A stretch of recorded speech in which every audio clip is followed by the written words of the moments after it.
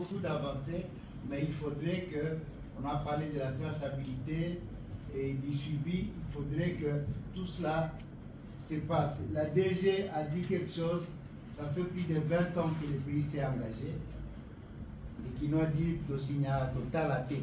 Nous sommes engagés à beaucoup de choses, mais il est question de respecter nos engagements, et vous verrez que le secteur minier peut rapporter à ce pays beaucoup d'argent pour développer les autres secteurs, notamment le secteur de l'électricité, le secteur agricole. Voilà, Madame la DG, votre mot de clôture. Merci beaucoup, Monsieur René. Je pense que tout a été dit.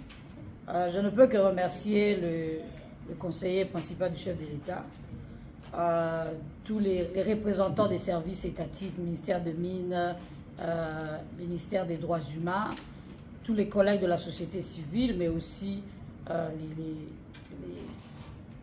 les artisanaux, en tout cas, qui sont présents dans la salle, et d'autres invités, pour ce moment d'échange. Je pense qu'il est important, au lieu que les choses se disent dans les couloirs, que les choses soient mises sur la table pour des réflexions beaucoup plus structurées.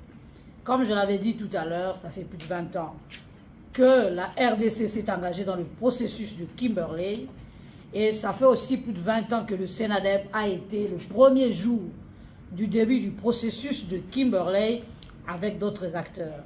C'est vrai que dans le parcours du processus, il y a d'autres acteurs internationaux qui se sont retirés pour des raisons qui leur conviennent, mais nous pensons que la RDC, en tant que productrice de diamants, nous avons intérêt que ce processus soit opérationnel, non seulement parce qu'il est déjà sur le plan international, mais que ça soit aussi sur le plan national, pas seulement dans les bureaux à Kinshasa, mais que cela soit ressenti aussi dans nos provinces. Et cela passe par le respect des exigences, notamment la mise en place des services habilités qui peuvent assurer la traçabilité du diamant. Pourquoi ne pas rêver que plus tard que nous ayons aussi des industriels, des entreprises extractives qui puissent venir exploiter industriellement le diamant dans les provinces où il y a plusieurs jugements.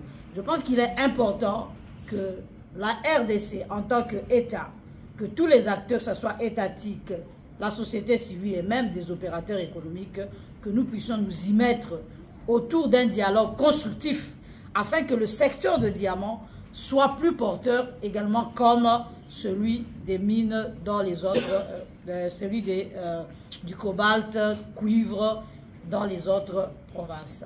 Je ne peux que souhaiter un issue heureux au pasteur Ngoï pour son problème de diamant vert. Je ne peux que souhaiter aussi à tous les autres 72 cas, peut-être qu'on ne les a pas nommément élucidés ici, mais on les a juste cités, qui puissent retrouver gain de cause, parce que ça va aussi servir à l'enrichissement de nos sociétés ou de nos communautés qui se trouvent de l'autre côté de la province de Lomami. Merci à nos ciels, les éléments qui sont ressortis dans le rapport vous a été présenté.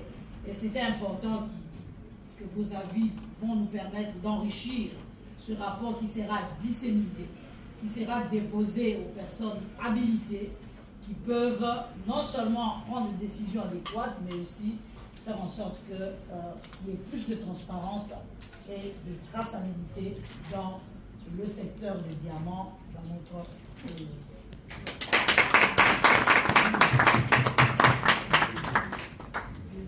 Likambo na ngai nazosenga kaka mokonzi ya mboka, puisque mokonzi ya mboka nde gara de la nation, puisque ata mikanda na ngai nyonso na banda kokomela kaka ye nakotaka na bureau na ye, puisque na CNS ezali na présidence babengaki nga baconvoke ngai nakomi kuna na sambi na longi jusqu'à alors ba recommander gouverneur po aya to négocier bapesa nga droit na nga jusqu'à alors nazali wana Kisasa dans les bandades. Ce qui n'a été yango na coffre fort ya province. Et donc le bâti na pesa ki l'état, na pesa ki motote.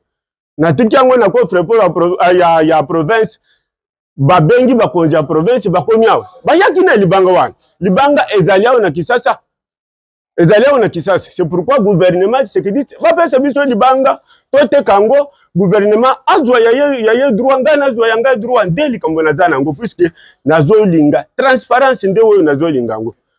Bah, je l'ai dit tout à l'heure, moi je me dis que s'il faut que le président de la République même puisse s'impliquer et instruise les services pour que ce diamant d'abord soit localisé et que le monsieur puisse entrer dans ses droits, je pense que ce sera un élément très très fort pour instruire les autres provinces à respecter le processus.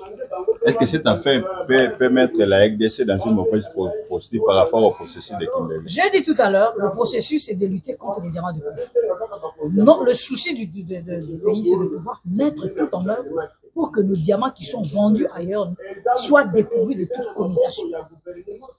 Et je pense que le gouvernement devait prendre cette question très au sérieux et mettre tous les moyens en œuvre pour que le processus soit réellement opérationnel dans lequel il s'est engagé, ça fait 20 ans. Merci.